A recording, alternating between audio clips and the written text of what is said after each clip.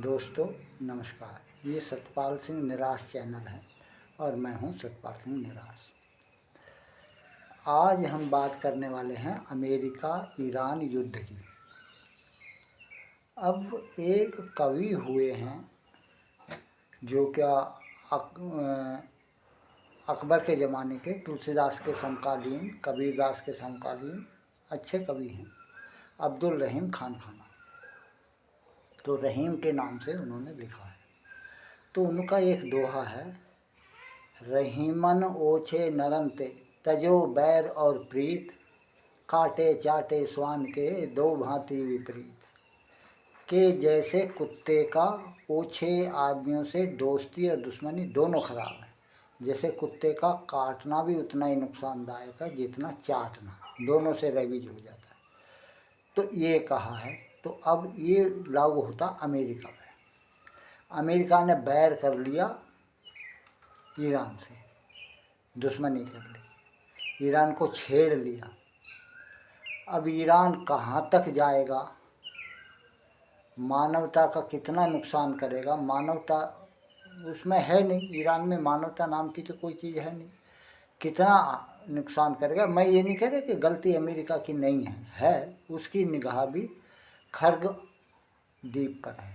खर्ग द्वीप जो है पूरे ईरान का 90% तेल निकालता है, उसकी निगाह उस पर है। और हालांकि वो चाहता तो ये है कि यहाँ रिजीम चेंज हो जाए और जो भी रिजीम आए वो तेरे कब्जे की रहे, तेल का थोड़ा बहुत हिसाब से चलता रहे, जिसे कहे उसे दे, जब तुझे ज़रूरत तो तू ले। तो ये अमेरिका की सोच है। तो अमेरिका ने ईरान से दुश्मनी छेड़ ली। अब ईरान कहाँ तक जाएगा। ईरान ने पहले तो हॉर्मुज़ जल डमरू मध्य ये रास्ता बंद कर दिया, जबकि अंतर्राष्ट्रीय स्तर पर ये ऐसा नियम नहीं है, क्योंकि सभी के पास को, जिनके पास जल है, जो जल के किनारे, जो समुद्र के किनारे हैं जो देश, वो अपने अपने रास्ते बंद कर देंगे, फिर तो आना जाना ही बंद हो जाएगा। तो ये अंतर्राष्ट्रीय नियम बनाया गया कि कोई कहीं भी जल के अंदर, समुद्र के अंदर, सी के अंदर कोई रास्ता नहीं रोकेगा, ये नियम है। तो वो उसने जो है हॉर्मुज़ पर टोल टैक्स लगा रहा, वो वहाँ रोक रहा है। तो अब अमेरिका कुछ ज़्यादा कर नहीं पा रहा उसमें। अब उसने दूसरी धमकी दी है, यदि आइंदा मुझसे कुछ कहा तो वहाँ केबल बिछे हुए हैं ये इंटरनेट के, बोले मैं सारे केबल उड़ा दूँगा।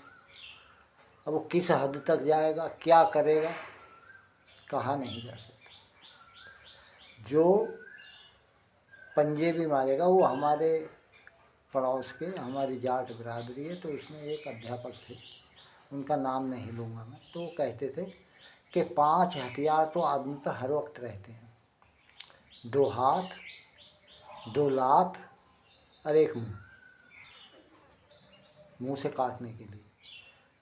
तो ऐसे ही जो है ईरान, उसके जो भी हाथ लग रहा है उसे ही हथियार बना दिया, जहाँ भी उसे रास्ता मिल गया। अब अमेरिका भी झेल कर रहा है, तो सोच रहा है इसका जितना मनोबल टूट जाए।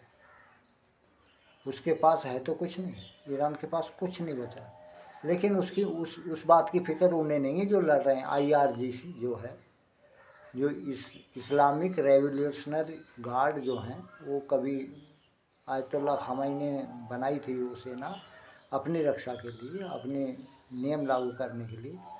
तो उसके घर से तो कुछ जा नहीं रहा। आग में कुत्ते का क्या जलता, आग में वो तो कूद के भाग जाता है।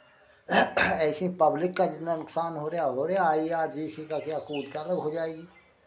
तो वो मानव हित बिल्कुल नहीं सोच रही। और अमेरिका की मजबूरी ये है कि उसे दुनिया का ही वो भी देखना है कि दुनिया की जो मत है, जो राय है, वो इसके खिलाफ ना हो। वाजिब वजह मिल जाए उसे आक्रमण करने की, हमला करने की, तो वो करे। हालांकि अमेरिका के सामने टिकने वाला नहीं है ये ईरान, कई सेकेंड टिकेगा, ज़्यादा देर नहीं टिक पाएगा। खैर, अब दोस्तों आप बताइए इसमें क्या हो सकता है। मुझे तो ये है कि अब और लगेंगे 15 दिन लगेंगे नहीं, ईरान का खात्मा हो जाएगा।